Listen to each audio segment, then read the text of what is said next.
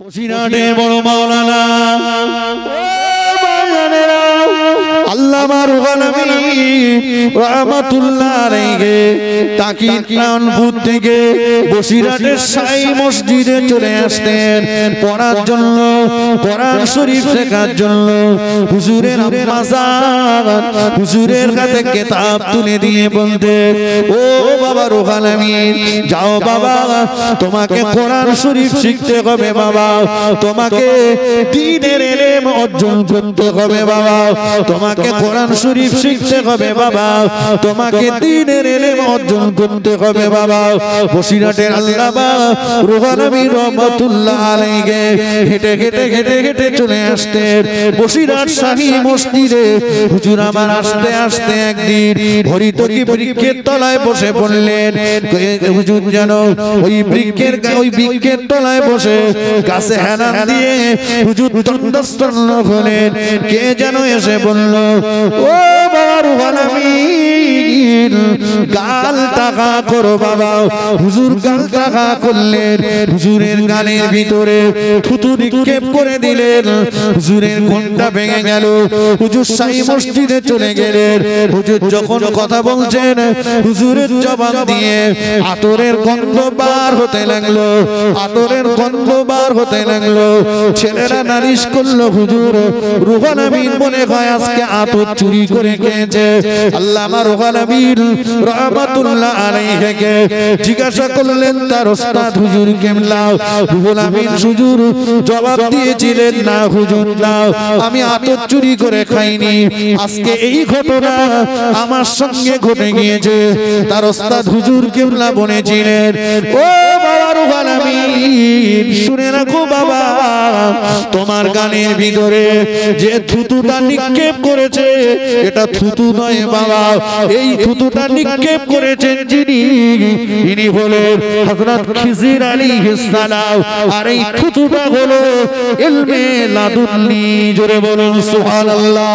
ইলমে লাদুন্নি হলো আল্লাহ পাকের খাস প্রদত্ত ইলম, আল্লাহ পাকের খাস প্রদত্ত ইলম, ইলমে লাদুন্নি। ও বসিরহাটের বড় মাওলানা আল্লামা রুহুল আমিন রাহমাতুল্লাহ আলাইহি বাংলা জমিনে যখন কাদিয়ানী দলেরা মাথা চাড়া দিয়ে উঠেছিল, দাদা হুজুর পীর কেবলা রাহমাতুল্লাহ আলাইহি বসিরহাট হুজুরকে ডেকে বলেছিলেন, ও বাবা বড় মাওলানা, এই বাংলা জমিনে কাদিয়ানীরা বড় বাড়াবাড়ি করছে বাবা, এই কাদিয়ানীরা বাঙালি মুসলমানদের ঈমানকে লুটে নেওয়ার চেষ্টা করছে বাবা, এদের বিরুদ্ধে তোমার কলম চালাতে হবে। আল্লামা রুহুল আমিন রাহমাতুল্লাহ আলাইহি বলেছিলেন, হুজুর আপনি আমার জন্য দোয়া করুন। হুজুর আল্লামা কলম চালাতে লাগলেন, কলম চালিয়ে একটি কিতাব লিখলেন। ওই কিতাবটার নাম হলো রদ্দে কাদিয়ানী। কাদিয়ানী রদ আজও পর্যন্ত বাংলা জমিনে কোন মা এমন সন্তান জন্ম দিতে পারেনি। বসিরহাট হুজুরের লেখা রদ্দে কাদিয়ানী কিতাবের একটা লাইন ভুল বলে প্রমাণ করে দেবে। বাংলা জমিনে শিয়া দলেরা যখন মাথা চাড়া দিয়ে উঠেছিল, দাদা হুজুর পীর কেবলা রাহমাতুল্লাহ আলাইহি বসিরহাটের বড় মাওলানা আল্লামা রুহুল আমিন রাহমাতুল্লাহ আলাইহি ডেকে বলেছিলেন, ও বড় মাওলানা, শিয়াদের বিরুদ্ধে তোমার কলম ধরতে হবে বাবা। হুজুর আল্লামা বলেছিলেন, হুজুর আপনি দোয়া করুন। হুজুর আল্লামা কলম চালাতে লাগলেন, কলম চালিয়ে একটি কিতাব লিখলেন। ওই কিতাবটার নাম হলো রদ্দে শিয়া। আজও পর্যন্ত শিয়াদের ভিতরে কোন মা এমন সন্তান জন্ম দিতে পারেনি। হুজুর আল্লামার রদ্দে শিয়া কিতাবের একটা লাইন ভুল বলে প্রমাণ করে দেবে। ও বাংলা জমিনে একদল আলেমেরা যখন কানমাসটা জায়েজ ফতোয়া দিয়েছিল, দাদা হুজুর পীর কেবলা রাহমাতুল্লাহ আলাইহি বসিরহাটের বড় মাওলানা আল্লামা রুহুল আমিন রাহমাতুল্লাহ আলাইহি ডেকে বলেছিলেন, ও বাবা বড় মাওলানা, মাওলানা এদের বিরুদ্ধে তোমার কলম চালাতে হবে বাবা। হুজুর আল্লামা বলেছিলেন হুজুর আপনি দোয়া করুন। হুজুর আল্লামা কলম চালাতে লাগলেন, কলম চালিয়ে একটি কিতাব লিখলেন। ওই কিতাবটার নাম হলো ইসলাম ও সঙ্গীত। আজও পর্যন্ত বাংলা জমিনে এমন কোন আলেমের জন্ম হয়নি হুজুর আল্লামা লিখিত ইসলাম ও সঙ্গীত কিতাবের একটা লাইন ভুল বলে প্রমাণ করে দেবে। এ বাংলার মুসলমানেরা যখন গোয়াল ঘরে গরু ঘরে এরা যখন মানিকের গান দিত, এরা যখন হাজত মান্নত করত, দরগায় যে শিরক বিদআত করত, দাদা হুজুর পীর কেবলা রহমাতুল্লাহ আলাইহি বসিরহাটের বড় মাওলানা আল্লামা রুহুল আমিন রহমাতুল্লাহ আলাইহি হুজুরকে ডেকে বলেছিলেন, ও বাবা বড় মাওলানা, বাংলার মুসলমানদের ঈমান বাঁচানোর জন্য তোমার কলম ধরতে হবে বাবা। আল্লামা রুহুল আমিন রহমাতুল্লাহ আলাইহি কলম চালাতে লাগলেন। হুজুর দোয়া করুন। কলম চালাতে শুরু করলাম। হুজুর আল্লামা কলম চালাতে লাগলেন। কলম চালিয়ে হুজুর আল্লামা একটি কিতাব লিখেছিলেন।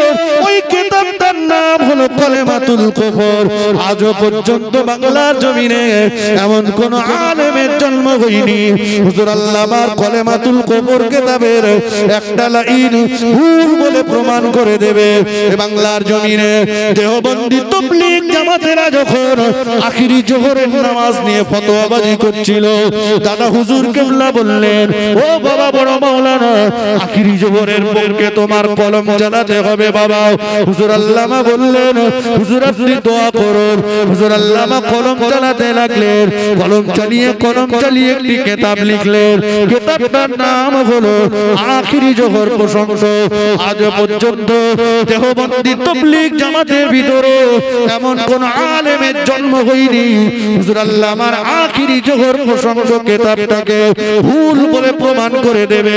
বরঞ্চ তাবলীগ জামাতের গুরুর গুরু মরহুম মাওলানা তায়ের সাহেব হুজুর রহমাতুল্লাহ আলাইহি পাকড়ার জমিনে যার মাজার চৈতা মালতীপুরের বাগানে দাঁড়িয়ে বনেছিল, এই বাংলার মুসলমানেরা শুনে রাখো, বাংলার জমিনে যত টুপিদারি দেখতে পাওয়া যাচ্ছে এর ভিতরে বেশিরভাগই হলো আল্লামা রুহুল আমিনের অবদান।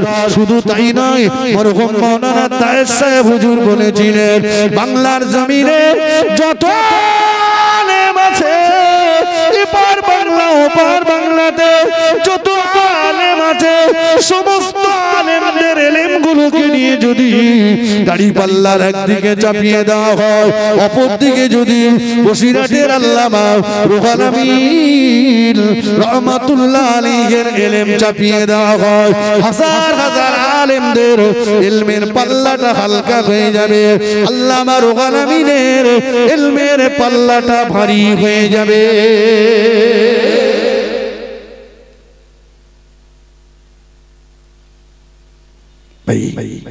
তাহলে বাপ মায়ের ইচ্ছা ছিল রুহুল আমিনের দ্বারাই বাংলার মানুষের ঘরে ঘরে ন্যায় সত্যের বাতি জ্বালাবো।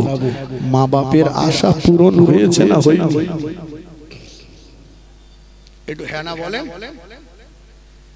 আমাদের কোচি ঠ্যাং সোজা করে ফেলতে পারে না, কোচির বাপ বলতে যা, আর এরকম করে ঘুরিস না, একটু যা, মাল কামাই করলে। ও সেলাই কারখানায় চলে গেছে কাজ একটা ঠিক করে, সেখানে যে তেরেঙ্গা শেখর গুটকা শান্তি অশান্তি পয়মাল করে দিচ্ছে খেয়ে। জি, এইবার কিছুদিন পরে ওর হাতে একটু পয়সা করি এসছে, ও একটা ঠেলা কল কিনেছে, বুঝলেন? ঠেলা কল। এখন ও তো লেখাপড়া জানে না, ঠেলতে ঠেলতে কারগইলির গরু কারগইলি তুলে দিয়েছে। রাত 12টার সময় পুলিশ এসে হাজির। সে কই কেন? দেখো চলো তোমার আর বাড়ি ছুটি হবে না, আমরা সব জায়গা করে রেখেছি। এখন ওর নামে যা কেস হয়েছে ও ছাড়াতে গেলে 50,000 টাকা খরচ। কত সত্য না মিথ্যা? ও 50টা টাকা এখন ইনকাম করে এনে দেয়নি, ও ছাড়া 50,000 টাকা খরচ। দোষকার ওকে যদি ছোটবেলা একটু লেখাপড়া শেখাতাম, তাহলে ও অন্তত মোবাইলটা ধরে বুঝতো যে কোন গোয়ালের গরু কোন গোয়াল ঘরে দিতে হবে। বুঝতে পারিনি? বলে যা রেখে যাচ্ছি, আমার একটা ছেলে বসে খাবে। হ্যাঁ খাবে মানে খাচ্ছে তো, খাচ্ছে। ও গাছে হেলান দিয়ে বিড়ি খাচ্ছে। চাচা বলে হ্যাঁ দোকান খুলবি না আজকে? ওর বাজারে একটা দোকান দেবো। চাচা আমার বাপ তোমার বন্ধু ছিল না? বলে হ্যাঁ ছিল তো। তুমি কিরম ভুলে গেলে? আজকে বাপের সেই বছর ক্রিয়া হচ্ছে বাড়ি, এই তারিখে আব্বা মরে গেছিল না, তার বাড়ি খতম হচ্ছে। কি হচ্ছে? খতম। কোরআন শরীফ খতম করছে। কারা করছে? মাদ্রাসার ছেলেরা করছে, ইমাম সাহেব করছে। আর ও গাছ হেলান দিয়ে কি খতম করছে? বিড়ি খতম করতে। ওর বাপের রুহে সব পাঠাবে।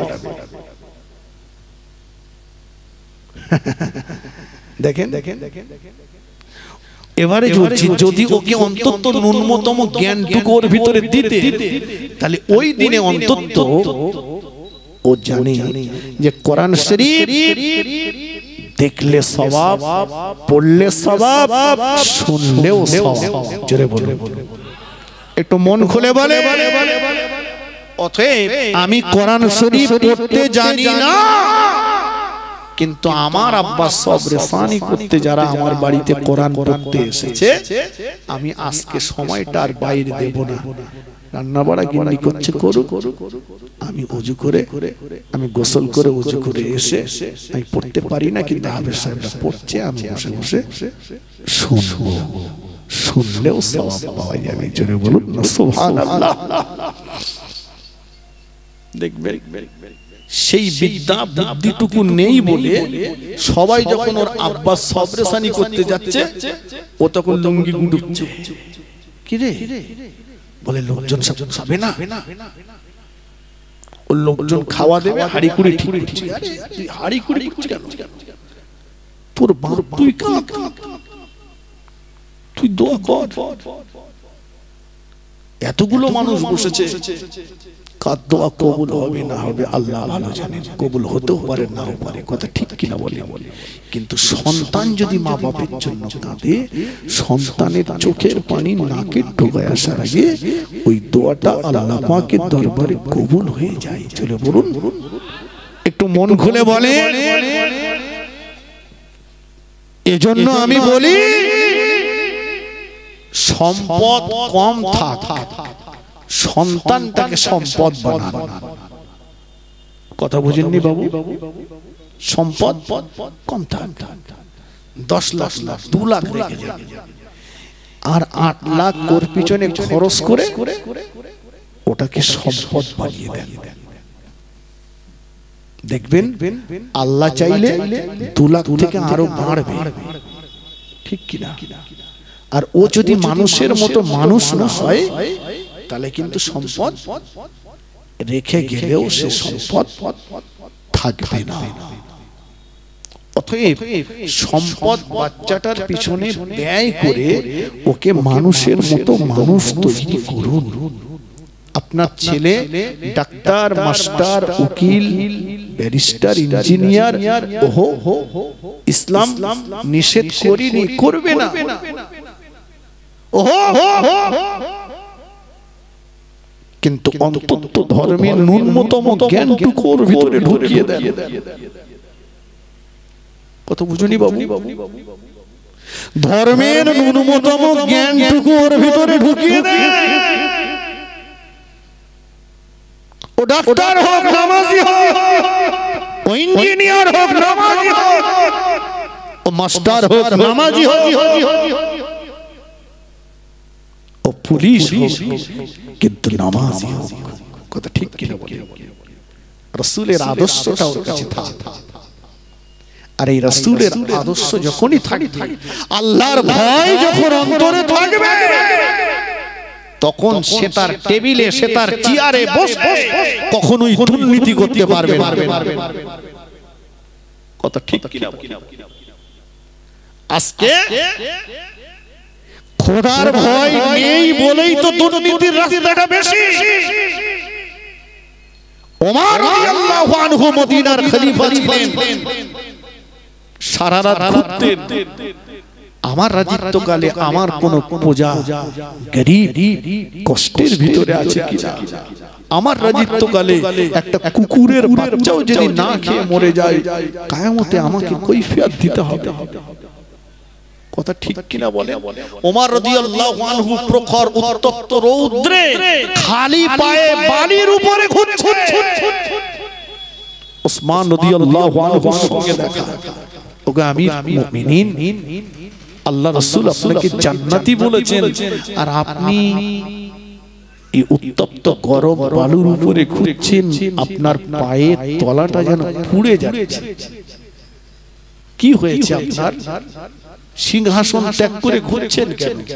বলছে দেশের রাষ্ট্রীয় পশু সম্পদ থেকে একটা উট হারিয়ে গেছে, ওই উটটাকে আমি খুঁজে বেড়াচ্ছি।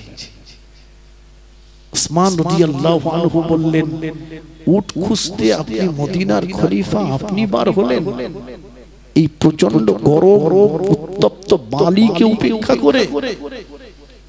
ওমর রাদিয়াল্লাহু আনহু বললেন, ওগো নবীর জামাতা, দুনিয়ার এই উত্তপ্ত গরম বালুর চাইতে আল্লাহর আযাবে জাহান্নামের আগুনটা আরো অনেক কঠিন হবে।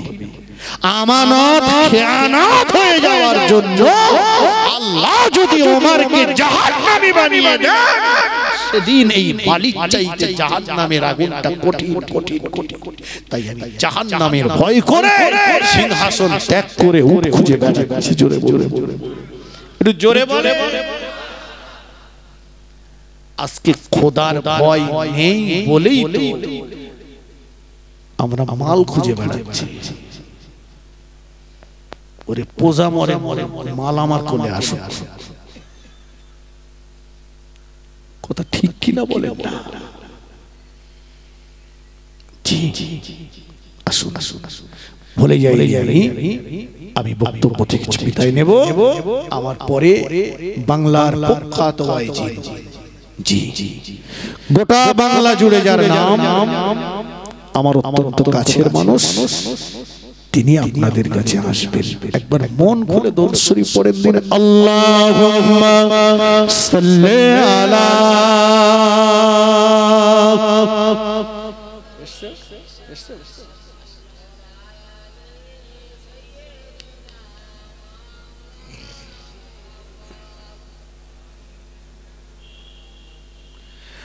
ওগো মা আমিনা,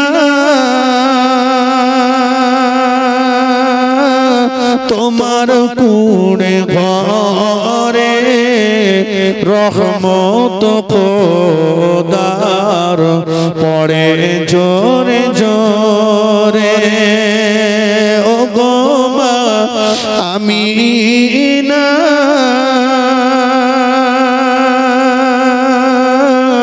তোমার ভাঙা ঘরে রহমত খোদার পড়ে জোরে জোরে। আল্লাহুম্মা সাল্লি আলা।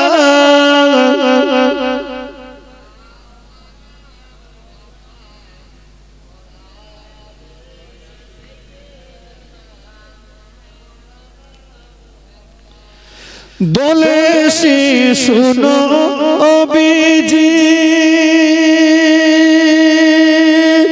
আমিনার আমিনা,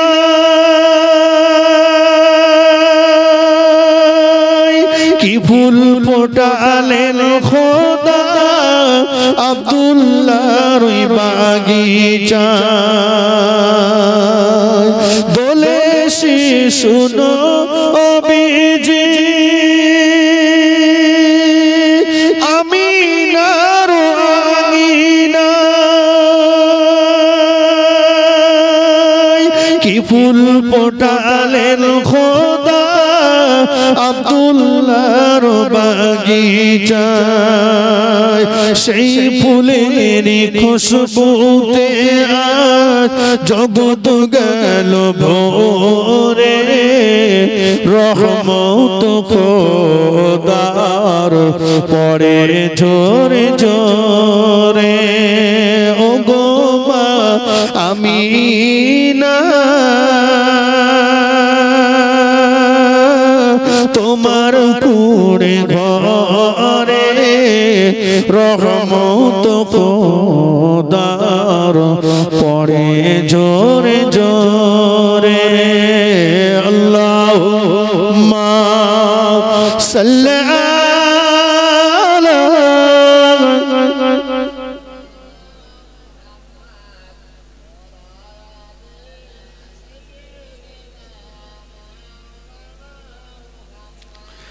ওমা ভাইজানেরা, নওজওয়ানেরা, ও যুবকেরা, ছেলেরা, বাচ্চারা, তানি আমি আপনাদেরকে বলেছিলাম আল্লাহ পাক বলেছেন লা তাত্তাখিযু, খবরদার তোমরা গ্রহণ করো না ইহুদা ওয়ান নাসারা, ইহুদি এবং খ্রিস্টানদেরকে আউলিয়া, তোমাদের বন্ধু রূপে। ইহুদি খ্রিস্টানদেরকে তোমরা তোমাদের বন্ধু বলে মেনে নিও না। শুরু ছিল আমার এটাই, মনে আছে? এই জীবন থেকে ওটাকে ছেড়ে ফেলে দেন, ত্যাগ করে দেন।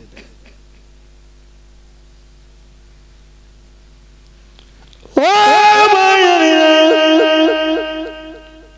ও নওজওয়ানেরা, আল্লাহ নবী দিন ও দুনিয়ার বাদশাহ হাবিবুল্লাহ জনাবে মুহাম্মদুর রাসূলুল্লাহ সাল্লাল্লাহু আলাইহি ওয়াসাল্লাম হুজুরের দরবারে একজন আসলেন, ইয়া রাসূলুল্লাহ, ইয়া হাবিবাল্লাহ, হুজুর আমি বড় ব্যস্ত মানুষ, সময় আমার হাতে কম, হুজুর অল্প সময় নিয়ে আমি আপনার কাছে এসেছি, হুজুর এমন কিছু আমলের কথা আমাকে বলুন যে আমলগুলো করলে আমি জান্নাতে চলে যাব। তবে ওগো আল্লাহর নবী, আমি ব্যস্ত, বেশি আমল বললে করতে পারবো না, কম আমল করে আমি জান্নাতে যেতে চাই। আল্লাহর নবী বললেন, এক নম্বরে আল্লাহর নবী বললেন লা তুশরিক বিল্লাহ, ও আল্লাহর বান্দা, আল্লাহর সঙ্গে কাউকে যেন অংশীদার স্থাপন করো না।